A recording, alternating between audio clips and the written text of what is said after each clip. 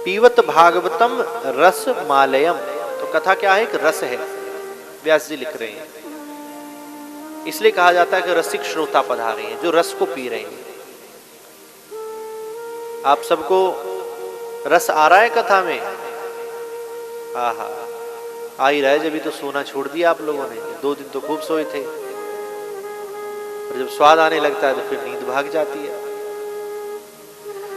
कई जगह कथा होती है तो बहुत ज्यादा गर्मी होती है, बड़े पंडाल लगते हैं, लोग व्यवस्था करते हैं स्टेज पर एसी कूलर ये सब। मैंने कहा भैया कथा में रस आने लगा, हमें सुनाने में, सामने वाले को सुनने में तो एसी कूलर पंखे की जरूरत नहीं है। फिर तो परिस्थिति कैसी भी हो, आनंद ही आनंद आएगा। तो हम कथा में क्यों जाते हैं? रस की प्राप्ति करने के लिए। आप कथा में आते हैं वो रस है, आप बिहारी जी का दर्शन करने जाते हैं वो रस है, और बिहारी जी आपसे मिलने आते हैं वो रास है। इतना ही फर्क है। ये रस कब तक एकत्रित करना है? जब तक ये रास ना बन जाए। कल मैंने कहा ना, अपने हृदय रूपी पात्र में भगवान के प्रेम रूपी रस को भरते रहो, भरते रहो, भरते रहो। कब तक? जब तक ये बाहर ना निकलने लगे। जब फुल होकर बाहर निकलने लगे तो समझो ये रास बन गया। वो आ जाए तो रास है, और हम जाए तो रस है।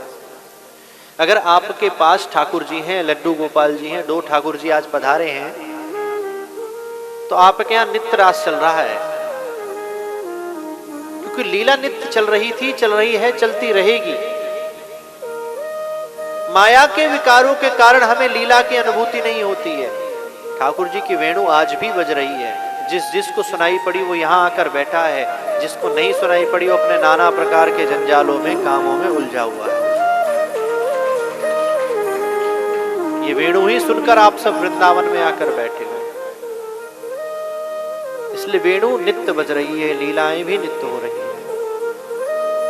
कथा सुन सुनकर इतना रस बढ़ा लो कि वो रास बन जाए।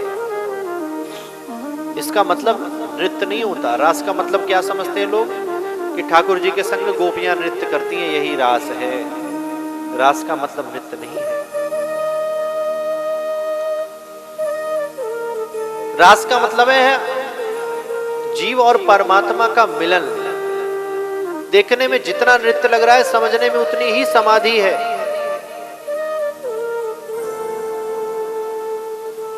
हम अपनी सुध बुध भूल जाएं, जैसे बिहारी जी में जाकर भूल जाते हो, अगर वो आ जाएं तो कितनी भूल जाओगे। वो रास है। तो हमें इस रस को रास बनाना है। क्यों कहते हैं हम आपसे माला पहनो, कंठी पहनो, रुद्राक्ष पहनो, तिलक लगाओ, ताकि रस जो है रास बन सके। रास किनके संग ठाकुर जी रचाते हैं?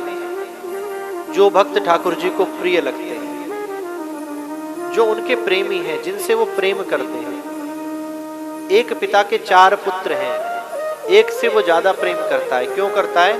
क्योंकि वो पिता की सारी बातें मानता है, वो किसी प्रकार का झूठ नहीं बोलता है, किसी प्रकार का नशा नहीं करता है, अच्छे से काम पर, नौकरी पर, बिजनेस पर ध्यान देता है।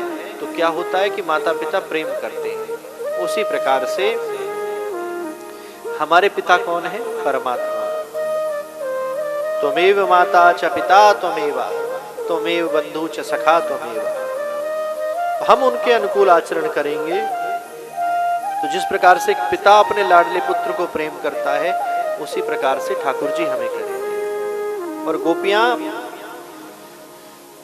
रोज भगवान से यही मांगती हैं कि ठाकुर जी हमें पति रूप में